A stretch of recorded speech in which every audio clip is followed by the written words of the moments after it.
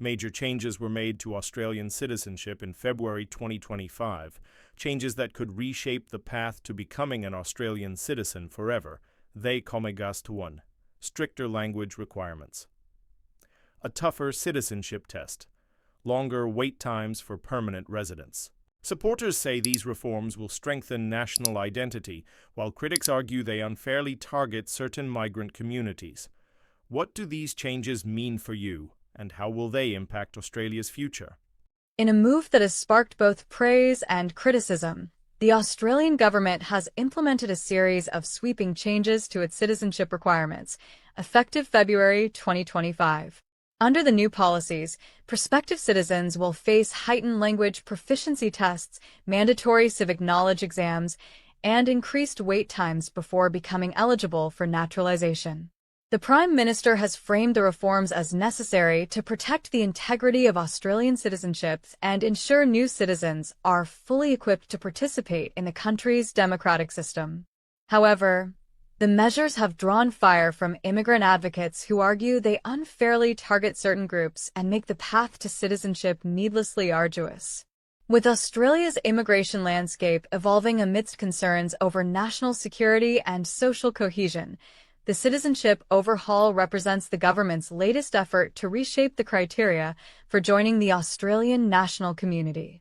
As the country grapples with these complex and politically charged issues, the new policies are poised to have far-reaching implications for both prospective and existing migrants. Under the revised system, applicants for Australian citizenship must now demonstrate a higher level of English proficiency than was previously required. Where the old test focused primarily on basic conversational abilities, the new exam will assess reading, writing, listening, and speaking skills at a more advanced level.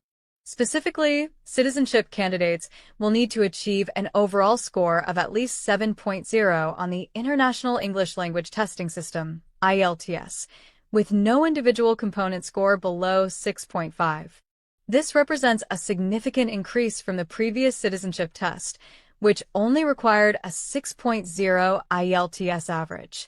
The government has defended the more rigorous language standard, arguing it is essential for new citizens to be able to fully engage in Australian civic life and the workforce. Strong English language skills are critical for economic participation and social integration, said Immigration Minister. We want to ensure our new citizens have the tools to thrive in our society.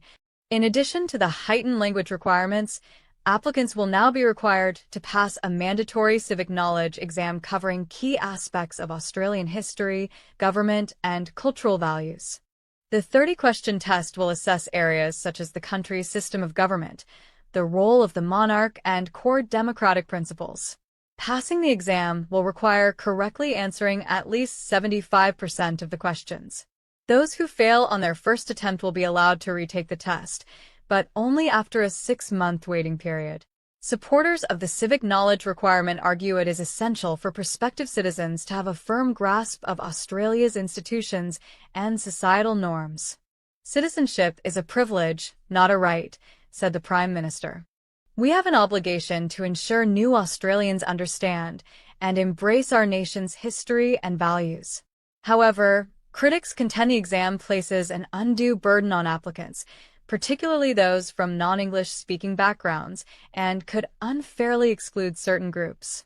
It's an elitist, Eurocentric test that privileges certain cultural knowledge over others, said Khadija Ahmed, director of the Migrant Resource Centre. In addition to the new language and civic requirements, the government has also extended the wait times for eligible permanent residents to apply for citizenship. Under the previous system, applicants could generally submit their application after 4 years of continuous residency. Now, that waiting period has been extended to 5 years. The government has argued this change will ensure new citizens have had sufficient time to fully integrate into Australian society and develop a stronger attachment to the country. Citizenship is a serious commitment, and we want to make sure applicants have demonstrated their dedication to our nation over an extended period, said Immigration Minister. This additional year will provide more opportunity for language learning, civic engagement, and cultural immersion. Critics, however, contend the longer wait times place unnecessary hurdles in the path to naturalization, potentially discouraging some prospective citizens from pursuing the process at all. It's yet another barrier that disproportionately impacts certain migrant communities, said Ahmed. One of the primary concerns raised by immigrant advocates is that the new citizenship requirements could undermine Australia's long-standing commitment to multiculturalism and diversity. By imposing more stringent language and civic knowledge standards, they argue, the government risks excluding or marginalizing certain immigrant communities, particularly those from non-English speaking backgrounds. These changes send a message that certain cultural and linguistic backgrounds are not welcome, said Ahmed. It's a troubling shift away from the inclusive, pluralistic vision of Australian society that has served us so well.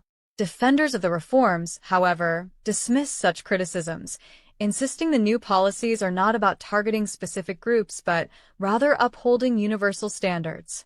We're not discriminating against anyone, said Prime Minister. We're simply asking that all new citizens be equipped to fully participate in our democratic system and contribute to our national community. Beyond the social implications, the citizenship changes also raise questions about their potential economic impacts. With Australia facing acute labor shortages in key industries, some experts warn that the stricter language and knowledge requirements could exacerbate skills gaps and make it harder for businesses to recruit foreign talent. There's a real risk that these policies will deter highly skilled migrants from coming to Australia or obtaining citizenship, said Dr. Samantha Liu, an economist at the University of Sydney. At a time when we desperately need workers in fields like healthcare, technology, and engineering, creating new barriers to entry could really hurt our economy. Proponents of the reforms, however, argue that the benefits of having a more informed and linguistically capable citizenry outweigh any short-term economic costs. They contend that stronger language skills and civic knowledge will ultimately lead to better economic and social integration of new Australians in the long run. Yes, there may be some transitional challenges, but we believe these changes will pay dividends by creating a more cohesive, productive society, said current Immigration Minister. Citizenship is about more than just economic utility. It's about shared values and a lasting commitment to Australia. Given the politically charged nature of the citizenship reforms, it is widely expected that the new policies will face legal challenges from immigrant advocates and civil liberties groups. They may argue, for instance, that the heightened language and civic requirements violate principles of equal protection and unfairly discriminate against certain migrant communities. We're certainly exploring our options in terms of potential legal action, said Ahmed. These changes appear to be in direct conflict with Australia's international human rights obligations and long-standing commitments to diversity and inclusion. However, the government maintains that the reforms fall well within its authority to manage citizenship and immigration policies. Pointing to the Supreme Court's past rulings upholding the executive's broad discretion in this domain, they express confidence that the new requirements will ultimately withstand any legal scrutiny. We've designed these policies very carefully to ensure they are lawful and proportionate, said Prime Minister. While we respect the right of anyone to mount a legal challenge,